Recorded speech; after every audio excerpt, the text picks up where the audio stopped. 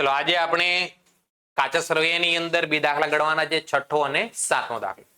છઠ્ઠા અને સાતમા દાખલાની અંદર આપણને કાચું સરવૈયું ઓલરેડી બનાવીને આપેલું છે, પણ એ કાચા સરવૈયાની અંદર થોડા ઘણી શું રહેલી છે, ભૂલો રહેલી છે. એ ભૂલો સુધારીને આપણે ફરીથી કાચું સરવૈયું બનાવવાનું છે.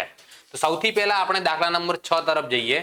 દાખલા નંબર 6 માં જુઓ શું આપેલું છે કે વલ્લભ દ્વારા નીચે પ્રમાણે કાચું સરવૈયું બનાવવામાં આવેલ છે. કાચું સરવૈયું આપણને ઓલરેડી બનાવીને આપેલું જ છે. જો તેમાં કોઈ ભૂલ હોય તો સુધારેલ કાચું સરવૈયું બનાવો અને તેના કારણો આપો. તો અહીંયા દાખલાની અંદર જુઓ કાચા સરવૈયાની અહીંયા બંને બાજુનો સરવાળો તો કેવો થઈ ગયો, સરખો થઈ ગયો. તે સરખો થઈ ગયો એનો મતલબ કઈ ભૂલો ના હોય એવું કહી શકાય નહીં. સરખો હોય તો પણ એની અંદર થોડા ઘણી ભૂલો રહી શકે. સૌથી પહેલા આપણે 1 by 1 ચેક કરીએ. આપણે સુધારેલું કાચું સરવૈયું વલ્લભનું અહીંયા બનાવી દીધું છે. ઉધાર બાકી, રકમ, જમા બાકી અને રકમ. આ કયા સ્વરૂપે કાચું સરવૈયું કહેવાશે? આપણે ખાતાના સ્વરૂપે કહેવાશે. ચલો સૌથી પહેલા અહીંયા શું આપેલું છે? શરૂઆતનો સ્ટોક. કેટલા રૂપિયા આપેલો છે? 6000. શરૂઆતના સ્ટોકની કઈ બાકી હોય? ઉધાર બાકી. તો અહીંયા પણ આપણે ઉધાર બાજુ લખીશું. શરૂનો સ્ટોક કેટલા રૂપિયા છે?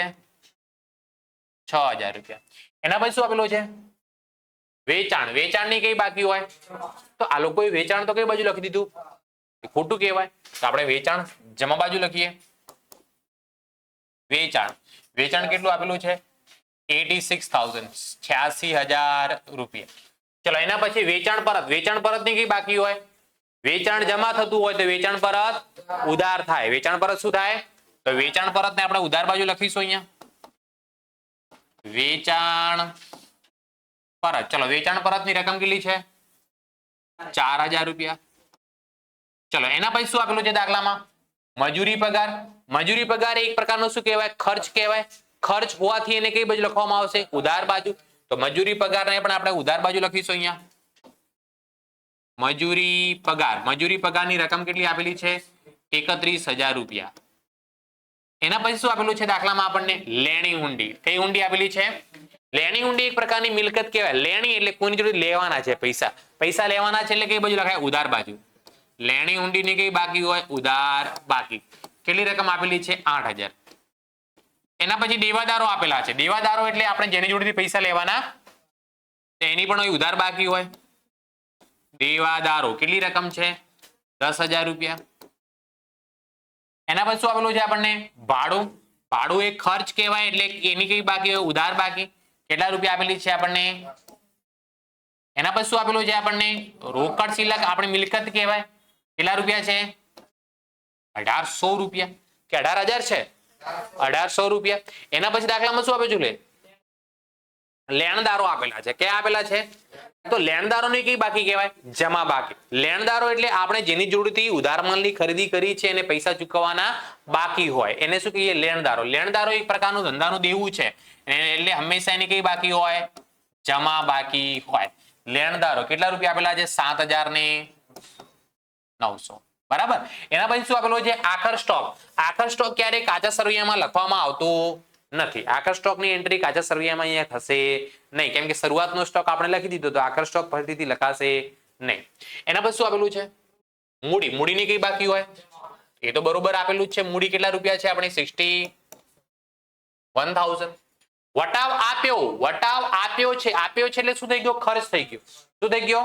અને ખર્ચની કઈ બાકી હોય? ઉધાર બાકી. એટલે ઉધાર બાકી લખીશું અહીંયા આપણે. વટાવ આપ્યો કેટલા રૂપિયા? 1,500 રૂપિયા. કમિશન મળ્યું. મળ્યું એટલે શું થઈ ગઈ આપણી? આવક. આવક એટલે કઈ બાકી? જમા બાકી. ચલો કમિશન મળ્યું. કેટલા રૂપિયા મળ્યું બોલો? કમિશન મળ્યું કેટલા રૂપિયા? 1,700 રૂપિયા. કેટલા રૂપિયા? ચલો એના પછી શું આપેલું છે? સ્થિર મિલકતો. મિલકતોની ઉધાર બાકી હોય તો ઉધાર બાજુ લખવામાં આવે એને. સ્થિર મિલકતો કેટલા રૂપિયા? 61,000 રૂપિયા. એના પછી શું આપેલું છે? ખરીદી કરવાથી માલ આવે. ખરીદીની હંમેશા કઈ બાકી હોય? ઉધાર બાકી. એટલે ઉધાર બાજુ લખાય. કેટલા રૂપિયા છે? 46,000. 46,000 રૂપિયા. એના પછી શું આપેલું છે આપણને? ખરીદ પરત. તો ખરીદ પરત ની કઈ બાકી હોય? જમા બાકી. ખરીદીની ઉધાર બાકી તો ખરીદ પરત ની કઈ બાકી કહેવાય? જમા બાકી. તો જમા બાજુ લખીશું આપણે અહીંયા. ખરીદ પરત કેટલા રૂપિયા આપેલું છે આપણને? ઓકે. એના પછી શું આપેલું છે? આવક માલ ગાડા ભાડું એ ખર્ચ કહેવાય. ખર્ચ એટલે કઈ બાજુ લખાશે? ઉધાર બાજુ. શોર્ટમાં હું લખું એને આમાં ગાભા કેટલા રૂપિયા આપેલું છે? 1600 રૂપિયા. એના પછી દાખલામાં જાવક માલ ગાડા ભાડું આપેલું છે, એ પણ આપણો ખર્ચ કહેવાશે. જામા ગાભા કેટલા રૂપિયા આપેલું છે? જામા ગાભા 1700 રૂપિયા. એના પછી દેવી હુંડી. દેવી હુંડી ની કઈ બાકી હોય? જમા બાકી. ચલો તો દેવી હુંડી કેટલા રૂપિયા આપેલી છે? 13000 રૂપિયા. દેવી હુંડી, લેણી હુંડી ની ઉધાર બાકી, દેવી હુંડી ની કઈ બાકી? જમા બાકી હોય. અને છેલ્લે આપણને આપેલું વ્યાજ ચૂકવ્યું. વ્યાજ ચૂકવ્યું એટલે ખર્ચ કહેવાય. શું કહેવાય? વ્યાજ ચૂકવ્યું, ખર્ચ કહેવાય. એટલે એની ઉધાર બાકી કેટલા રૂપિયા? 3000 રૂપિયા. તો દરેકની એન્ટ્રી થઈ ગઈ, કોઈ એન્ટ્રી બાકી છે નહીં. હવે આપણે બંને બાજુનું શું કરવાનું છે? સરવાળો. તો સૌથી પહેલા ઉધાર બાજુનો કોઈએ કર્યો છે સરવાળો? કેટલો થાય છે બોલો? 1,79,600. 1,79,600. ચલો જમા બાજુ આટલો થાય છે કે નથી થતો? થાય છે 1,79,600. હે ને? કાચા સળિયાનો બંને બાજુનો સરવાળો સાચો હોય તો એનો મતલબ હિસાબો આપણે ગણિતની દ્રષ્ટિએ એટલે કે ગાણિતિક દ્રષ્ટિએ સાચા કહેવાય. ચલો કમ્પ્લીટ થાય છે સરવાળો? દરેક વિદ્યાર્થી ચેક કર્યો? ઓકે, જુઓ અહીંયા પણ દાખલામાં અહીંયા કાચા સળિયામાં ઉધાર બાજુ બી સરવાળો 1,93,500 હતો. અહીંયા બી કેટલો હતો? 1,93,500. લાવો કેલ્ક્યુલેટર. 1,93,500 1,93,500 બંને બાજુ કેટલો હતો? સરખો જ હતો. હે ને? કેવો હતો? છતાંય કેમ એની અંદર ભૂલ કહેવાય? અહીંયા બી આ દાખલા જુઓ, આ કાચા સળિયામાં પણ બંને બાજુનો સરવાળો કેવો હતો? સરખો હતો. તો બી કાચા સળિયામાં ગાણિતિક દ્રષ્ટિએ સાચું કહેવાય. હે ને? સરવાળો બંને બાજુ મળી રહ્યું. પણ નામાની પદ્ધતિએ શું કહેવાય? ખોટું કહેવાય. ચલો હું આ બાજુ ચેક કરી દઉં છું. 86,000 પ્લસ 7,900 પ્લસ 61,000 પ્લસ 1700 વત્તા 3,000 વત્તા 1,72,600 એટલે 7,000 ની ભૂલ આવે છે. ચલો આ બાજુનો સરવાળો હું ફરીથી ચેક કરું. 6,000 4,000 31,000 8,000 10,000 4,000 1,800 1,500 61,000 46,000 1,600 1700 અને 3,000. આ બાજુ તો 1,79,600 બરોબર છે. તો આ કઈ બાજુ ભૂલ છે આપણી? જમા બાજુ કઈક ઓછું આવે છે. કેટલા રૂપિયાની ભૂલ આવે છે? 7,000 ની ને? ઓકે, હવે જુઓ અહીંયા 7,000 ની શું આવે છે? ભૂલ આવે છે. કઈ બાજુ સરવાળો વધારે થયો? ઉધાર બાજુ. કઈ બાજુ પૈસા ખૂટે છે? જમા બાજુ. જમા બાજુ કેટલા રૂપિયા ખૂટે છે? 7,000 રૂપિયા ખૂટે કે ના ખૂટે? હે ને? શું ખૂટે છે? એનો મતલબ આ કાચા સરવૈયામાં આ હિસાબોમાં 7,000 ની ભૂલ રહેલી છે. આ હિસાબોની અંદર કેટલા રૂપિયાની ભૂલ રહેલી છે? 7,000 ની ભૂલ રહી છે. અને કાચું સરવૈયું તૈયાર કર્યા પછી આપણે વાર્ષિક હિસાબો બનાવવા પડે છે. અને વાર્ષિક હિસાબો તૈયાર કરતા પહેલા કાચા સરવૈયાનો બંને બાજુનો સરવાળો કેવો થવો જોઈએ? સરખો. પણ અહીંયા સરખો થતો 7,000 ની શું આવી રહી છે? ભૂલ. તો આ ભૂલ આપણે 7,000 ની કોના ખાતે લખી દેવાની? ઉપલબ્ધ ખાતે લખી દેવાની. કોના ખાતે? ઉપલબ્ધ ખાતે. હે ને? કોના ખાતે લખવામાં આવશે? ઉપલબ્ધ ખાતે લખવામાં આવશે. કેટલા રૂપિયા? 7,000 રૂપિયા. ક્લિયર? ખબર પડી? ભૂલ તો બંને બાજુ સરખો થશે. હવે 7,000 નો સરવાળો આવશે ને ટોટલમાં. હવે 7,000 આવી જશે એટલે બંને બાજુનો સરવાળો તો કેવો થશે? સરખો. પણ અહીંયા આ દાખલાની અંદર 7,000 ની ભૂલ છે. આ 7,000 આપણે ઉપલબ્ધ ખાતે લખી દીધા. આ જ્યારે પણ ભવિષ્યમાં ભૂલ મળે એટલે ઉપલબ્ધ ખાતું બંધ કરી અને ભૂલ લખી દેવામાં આવે. ટેમ્પરરી ઉપલબ્ધ ખાતે લખી અને બંને બાજુનો સરવાળો શું કરી દીધો? સરખો કરી દીધો. ક્લિયર?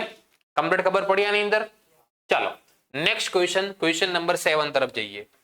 શ્રી પરેશકુમારનું તારીખ 31 માર્ચ 2016 ના રોજનું કાચું સરવૈયું ઉધાર બાકી અને જમા બાકી ના સરવાળાની તફાવત દર્શાવે છે. ભૂલો સુધી સુધારેલ કાચું સરવૈયું તૈયાર કરો. અહીંયા પણ આપણને કાચું સરવૈયું આપેલું છે બરાબર. અહીંયા ઉધાર બાકીનો સરવાળો 2,62,200 થાય છે.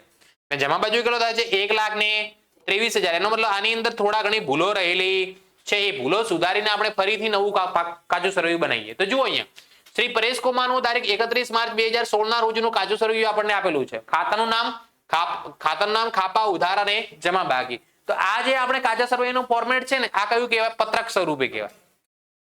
કયા સ્વરૂપે કહેવાય? આગળના દાખલામાં જે કર્યું હતું એ કઈ બાજુ કઈ રીતે હતું? ખાતા સ્વરૂપે. આ જે છે કયા સ્વરૂપે કહેવાય? આપણું કાચું સ્વરૂપ પત્રકના સ્વરૂપે કહેવાશે. ચલો સૌથી પહેલા આપણને શું આપેલું છે? મૂડી. તો મૂડી તો અહીંયા ખાતાના નામમાં શું લખીશું? ચલો મૂડીની હંમેશા કઈ બાકી હોય, પણ અહીંયા ભૂલથી એ લોકોએ ઉધાર બાજુ લખેલું છે, ખોટું છે. આપણે કઈ બાજુ લખીશું? મૂડી જમા બાજુ 66,000 રૂપિયા. એના પછી શું આપેલું છે? માલનો સ્ટોક. સ્ટોક આપણી મિલકત કહેવાય. શું કહેવાય? સ્ટોક આપણી. તો માલનો સ્ટોક, માલના સ્ટોકની કઈ બાકી હોય? ઉધાર બાકી. કેટલા રૂપિયા છે? 9,000 રૂપીસ. એના પછી શું આપેલું છે આપણને? ખરીદી. ખરીદીની કઈ બાકી હોય? ઉધાર. તો ખરીદી કેટલા રૂપિયા અહીંયા આપેલી છે? 90,000. એ લોકો ખોટી જમા બાજુ લખ્યું છે, ખોટું કહેવાય. ચલો એના પછી શું આપેલું છે? વેચાણ. વેચાણની કઈ બાકી હોય? હંમેશા જમા. વેચાણ અહીંયા ઉધાર બાજુ લખ્યું છે, આપણે કઈ બાજુ લખીશું? જમા બાજુ. 96,000 રૂપિયા. એના પછી શું આપેલું છે? માલ પરત ઉધાર. અહીંયા ખાસ સમજવાનું છે, માલ પરત ઉધાર એટલે કયું પરત કહેવાય? ખરીદ પરત કહેવાય. કયું કહેવાય? અને ખરીદ પરતની જમા બાકી હોય એટલે આ 1200 કઈ બાજુ લખાશે? જમા બાજુ. માલ પરત ઉધાર કેટલા રૂપિયા જમામાં લખાશે? 1200. અને માલ પરત જમા એટલે વેચાણ પરત કહેવાય. માલ પરત જમા એટલે વેચાણ પરત કહેવાય. અને વેચાણ પરતની કઈ બાકી હોય? ઉધાર બાકી હોય. માલ પરત જમા એની રકમ કેટલી છે? 6,000, પણ ઉધારમાં લખાશે 6,000 રૂપીસ. ચલો એના પછી મજૂરી પગાર. ખર્ચ છે એટલે ઉધાર બાજુ લખાશે. મજૂરીની સાથે પગાર કેટલા રૂપિયા? 11,400. જાહેરાત ખર્ચ. ખર્ચ છે. ચલો જાહેરાત ખર્ચ કેટલા રૂપિયા ખર્ચ છે? 2,580 રૂપિયા. એના પછી ચૂકવેલ ભાડું પણ ખર્ચ કહેવાય આપણું. ચૂકવેલ ભાડું કેટલા રૂપિયા છે? 1,800. જમા બાજુ આપેલું, પણ કઈ બાજુ લખાય? ઉધાર બાજુ. પછી ગાલખાત. ગાલખાત આપણને દેવાદારો જોડેથી જે પૈસા મળવાના નથી તે. ચલો ગાલખાતની કેટલી રકમ આપેલી છે? 1,200. ઉધાર બાજુ જ લખાય. ચલો ગાલખાત પછી શું આપેલું છે? મકાન આપણી મિલકત કહેવાય. તો મકાનની પણ ઉધાર બાકી હોય. કેટલા રૂપિયા? 42,600. મકાન પછી શું આપેલું છે? લેણદારો. લેણદારોની કઈ બાકી હોય? જમા બાકી. લેણદારોની જમા બાકી કેટલા રૂપિયા? 9,000. એના પછી શું આપેલું છે આપણને? દેવાદારો. દેવાદારોની ઉધાર બાકી હોય, પણ અહીંયા જમા બાજુ ખોટું લખેલું છે, આપણે ઉધાર બાજુ લખીશું 8,400. સામાન્ય અનામત. કોઈ પણ અનામત હોય, અનામતની હંમેશા કઈ બાકી હોય? ઉધાર બાકી કે જમા બાકી? સામાન્ય અનામત. કોઈ પણ પ્રકારની અનામતની જમા બાકી હોય તો 5400 રૂપિયા આપણે કઈ બાજુ લખીશું? જમા બાજુ. ચલો એના પછી આવકવેરો ખર્ચ કહેવાય. શું કહેવાય? તો આવકવેરાની કઈ બાકી લખાશે? ઉધાર. ચલો આવકવેરો કેટલો આપેલો છે? 1,800. ઉધાર બાજુ લખીશું આપણે. આવકવેરો પછી શું આપેલું છે? ચલો બેંક સિલકની કઈ બાકી હોય? ઉધાર બાકી. ચલો બેંક સિલક કેટલી આપેલી છે? 2,820. એના પછી શું આપેલું છે? ડિવિડન્ડ બે પ્રકારનું હોઈ શકે. એક તો ડિવિડન્ડ ચૂકવ્યું અને ડિવિડન્ડ મળ્યું. આ ડિવિડન્ડમાં કઈ લખેલું નથી, તો અત્યારે આપણે એવું જ સમજીએ કે ડિવિડન્ડ મળ્યું છે. શું સમજીએ? ડિવિડન્ડ મળ્યું એટલે આવક છે, એટલે આવક આપણે કઈ બાજુ લખી? જમા બાજુ. એના પછી કમિશન મળ્યું.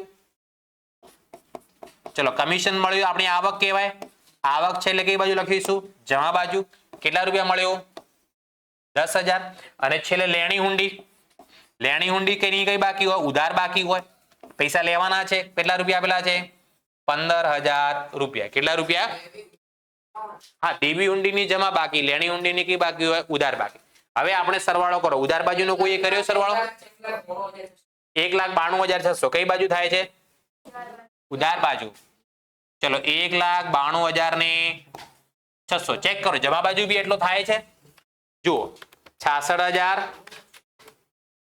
વત્તા 96,000 વત્તા 1,200 વત્તા 9,000 વત્તા 5400 વત્તા 5,000 વત્તા 1,92,600. એનો મતલબ આ હિસાબો ગાણિતિક દ્રષ્ટિએ કેવા છે? સાચા. આની અંદર કોઈ પણ પ્રકારની ગણિતની દ્રષ્ટિએ ભૂલ રહેલી નથી, એટલે આની અંદર ઉપલબ્ધ ખાતું આવશે નહીં. કમ્પ્લીટ ખબર પડી કે કોઈ ડાઉટ આની અંદર? શ્યોર?